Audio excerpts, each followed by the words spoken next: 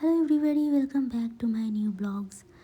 আজকে দিনটা ছিল সানডে। আর সানডে যেহেতু, এই জন্য একটু তো ল্যাদের দিন অবভিয়াসলি আমার জন্য। তাই আজকে অনেক দেড় লেটে আমি ঘুম থেকে উঠেছি। আর আজকে না রোদ্দুরটাও না ঠিক প্রপার ওঠেনি। আর আমাদের বাড়ির এই পাশেই না এই বাঁশবাগানের এই গাছগুলো আছে।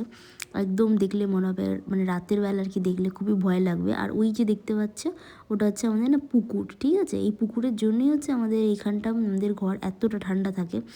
আর আমি এখানে ব্যালকনিতে দাঁড়িয়ে দাঁড়িয়ে জাস্ট আমি সব দেখছিলাম, একটু টাইম স্পেন্ড করছিলাম জাস্ট। তারপর তো স্নান টান করে পুজো টুজো দিয়ে আমি আজকে লাড্ডু দিয়েছিলাম ঠাকুরকে। আমার এই গণেশ, লক্ষ্মী আর এই বজরংবলী আছে, আর ভাতও বসিয়ে দিয়েছিলাম। তারপর সন্ধেবেলায় সন্ধ্যা দেওয়া শুরু করলাম মোমবাতি আর ধূপকাঠি জ্বালিয়ে। তোমরা দেখতেই পারছো। তোমরা কারা কারা এরকম নিজের হাতে সন্ধে দাও সেটা কমেন্টস করে আমাকে জানিও, কারণ আমার এরকম সন্ধেবেলা দিতে বেশ ভালোই লাগে।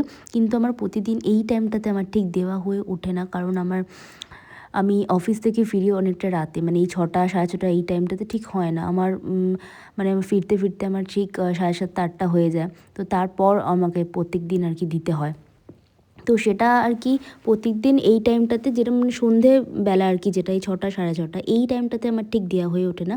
সন্ধে দেওয়ার পরে একটু কেক ছিল ক্রিসমাসের জন্য, তো এই ক্রিসমাস কেকটা একটু খেয়ে নিয়েছিলাম। তারপর গ্রিন টি, এটা তো আমি প্রত্যেক দিনই মোটামুটি খাই এই অফিস থেকে বেরোর পথে। তো ব্লগটা এখানেই শেষ করলাম, দেখা হচ্ছে নেক্সট ব্লগে। চলো বাই।